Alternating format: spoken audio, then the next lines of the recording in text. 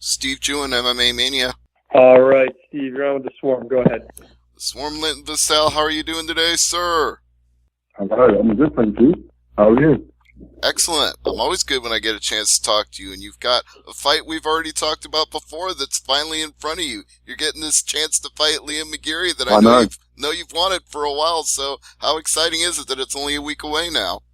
Good news. Obviously, one, to hear that I was actually going to be fighting him, and two, it's like, it's all coming together now, so I'm glad we're only a week out. But obviously, I'd like for it to be today, train so hard and put all the work in. It'd be fine, so nice to actually get it over and done with, Right, the anxiety to get that fight over with, I understand it's pretty high right now. The build-up and everything is just like, obviously we talk about it all the time and we're training for it, so, it's just one of those things. It's a build-up, it's like, come on, let's do it now. Well, it's probably only going to get a little higher now that you've just moved into the co-main event slot. So, any thoughts on that news that Michael Page is out? What are your thoughts? I'm gutted for him, man. I've been injured in the last London card, so I know how he feels. I heard it's a knee injury. I'm not too sure on how bad, but obviously it's bad enough not to actually compete. But yeah. I feel for him because I know he'd want to, put a performance on and actually get to fight. And obviously he's got a training camp, so he's ready. It's a shame that it happened so close. It is a shame, but hopefully the next big London card he'll be healed up from the injury, be ready to go for that one. But with this one, obviously there's going to be very divided support since both you and Liam are very popular locally. So what kind of reaction are you expecting?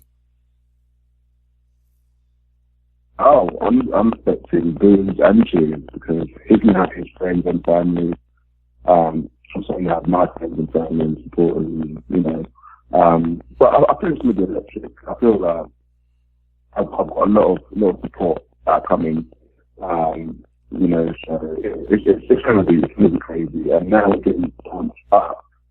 I can just see it's coming to insane.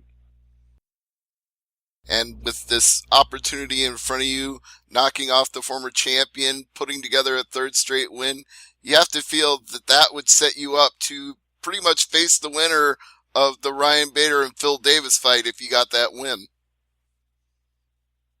Yes, without a doubt, him to form the champion, starting to become more the veteran to get into around that's three top names, two former champions. Bellator cannot say no to that. But yeah, it is. I get this thing, and then you can start shouting names and calling the champion, whoever it is, out at the time. Now, do you take anything away from Liam's performance against Brett McDermott a few months ago and see any advantages that you can exploit there? I don't think it's important because it's a 3-day the opponent changed like 3 times. So obviously that's going to say them. You don't know who you're getting ready for. 1 minute he was getting ready for, I can't remember the guy's name, but anyway, for one guy, he pulled out for another guy. So he went in blind. He did a little bit of research, but he wasn't getting ready for that guy. So I don't think I can from that performance. It was pretty back and forth that first round. Liam dropped first, and then Liam dropped him, and then they were like back and forth on the ground. I did see some holds all games, but I think you move by 8 points. Right, and it was a really rough situation with all the change of opponents, because you're right, it was originally Chris Fields, and then it was Vladimir Filipovic, and then That's right. And then he finally got Brett McDermott on like 24 hours notice, and I felt so bad for him at that point. Yeah. So obviously it was a very risky proposition, but he came out ahead. But it's an equally risky proposition going in there with you, and it's not an unknown for him in this case. Oh, yeah, of course. It's seriously about it. Yeah, I'm actually ready for him. I'm fighting him. It's not like we're both like, oh, okay, we'll fight each other on those games. So. Do you feel in some ways that even though Liam's not the champion right now, that this fight in a way like crowns the local champion because you'll be the number one guy from England at basically the conclusion of the fight?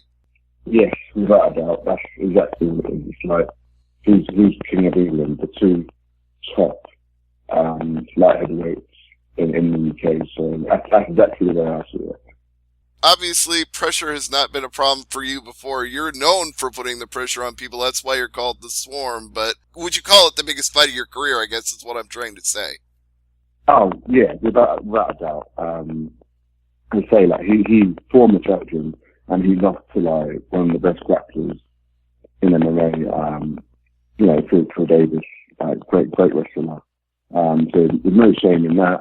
But, yeah, definitely, like, for me, he was a former champion, so for me, yeah, this is definitely the biggest fight of my career.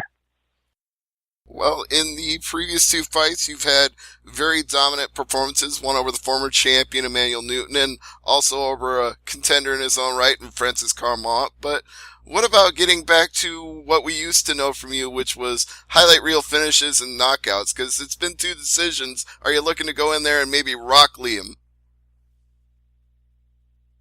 I'm looking to finish. I'm looking to finish all my fights. Unfortunately, them two didn't go where I wanted in finishing them. Actually, Will Emmanuel, he's tough as hell, man. So I tried finishing him in the first fight. So the second, that didn't go to plan. So the second fight was more just, beat him up instead of actually going for the finish. Because he scrambled, he grabbed everything I tried to do, so, but that was a 5-round fight. But anyway, and with Francis, I was trying to finish him, but he was just so, basically on the defensive side. He was so good on the defensive, so I didn't actually get what I wanted to do, but I will be looking to finish Liam. But it's not a knockout, it's not a TKO, it's going to be the best elimination or submission.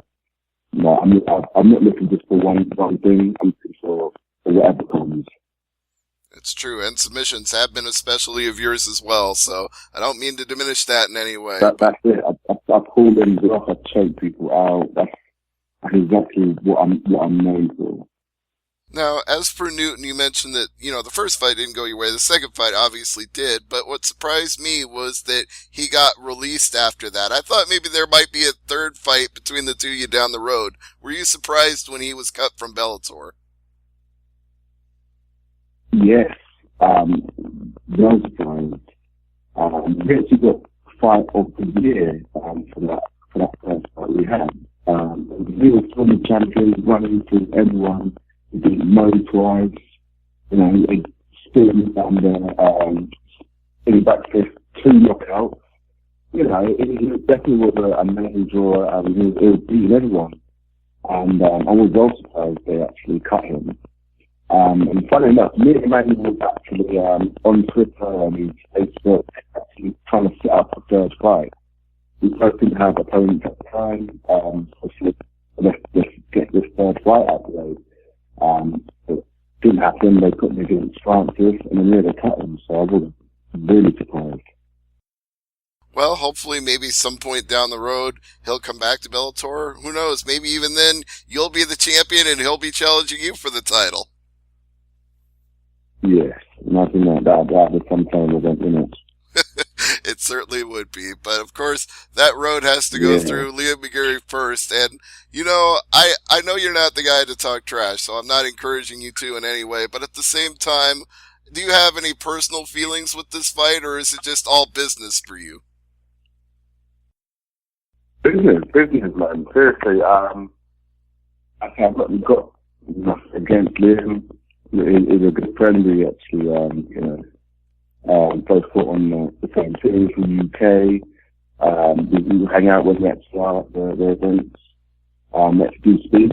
So he is my friend, but sorry, Liam, man. You're going to try and take food out my mouth. I want that belt, you know, so I want to finish it. Right. And that's it. No ill money against him. It's just because I want to get paid. I want that extra bonus, and I want that belt. It's simple. And so, win or lose, are you still going to be going to the New York show in Madison Square Garden to see what happens between Bader and Davis? 100%. Yes, because I know that either way, there's options for you. You could challenge the winner, you could challenge the loser. There's always somebody that you could face out of that fight. Yeah, I hear you. But, you know, losing is not an option, mate. Losing is not an option. No, never is when the Swarm is fighting in Bellator. So we're really looking forward to next Friday. And as I always do, I want you to go ahead and plug teammates, sponsors, social media. Get all the plugs out there. I want people to know. Yes.